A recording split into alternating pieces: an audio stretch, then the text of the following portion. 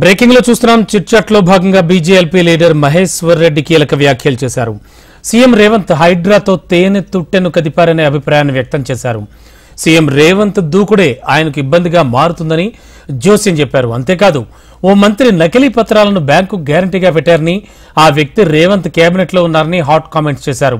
ఆ ఫేక్ మంత్రిపై చర్యలు సీఎం తీసుకోగలరా అంటూ ప్రశ్నించారు. ఆయన ఓవైసీ కాలేజీ చెరువు కబ్జా చేసి కట్టిందే అని, దాన్ని కూడా కూలుస్తారా అంటూ క్వశ్చన్ చేశారు. మిగతా అంశాలు దారి మళ్లించేందుకే ఈ హైడ్రామా చేస్తున్నారన్నారు.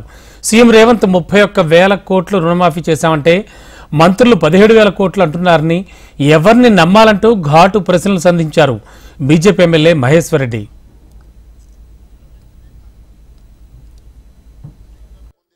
ఒక టాస్క్ ఫోర్స్ కమిటీని వేసి దాంట్లో అధికారాన్ని నియమించి మరి ఇవన్నింటినీ కూడా పూర్తిగా డిమాలిషన్ చేసి ఈ ప్రభుత్వ భూముల్ని ప్రభుత్వపరం చేసుకొని దాంతోపాటు రేపు ప్రొటెక్షన్ చేసుకోవడానికి మీరు ఏ రకమైనటువంటి మరి చర్యలు తీసుకుంటున్నారో ప్రభుత్వం చెప్పాలా.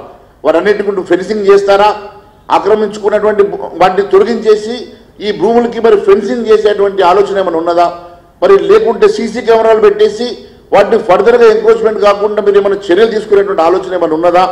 మరి అదే మాదిరిగా ఇప్పుడు కూకట్పల్లిలో మైసమ్మ చెరువు అత్యధికంగా కబ్జా జరిగినట్టు చెప్తా ఉన్నారు.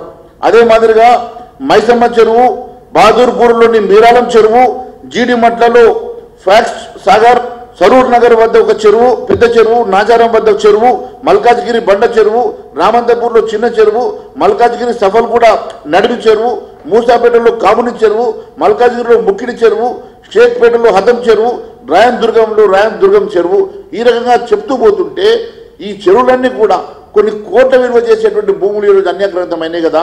వాటన్నిటిని కూడా రికవరీ చేసి వాటన్నిటిని కూడా ఫెన్సింగ్ పెట్టి అక్కడ సీసీ కెమెరాలు పెట్టి ఏ రకంగా ఈ ప్రభుత్వం ప్రొటెక్ట్ చేస్తూ ఉన్నది.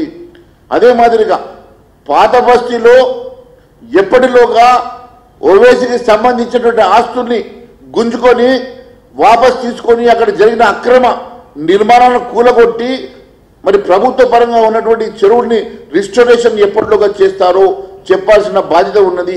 అదే మాదిరిగా ఆ ప్రాంతంలో కొన్ని వేల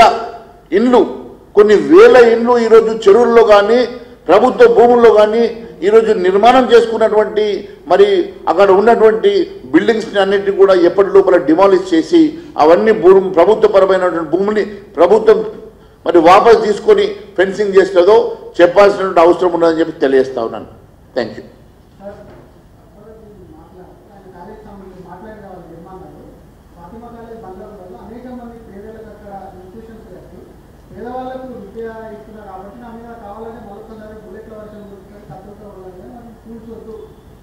అంటే ఆయన ఆస్తికి ఒకటి, ఇతరుల ఆస్తికి ఒకట. ఈ ప్రజాస్వామ్యం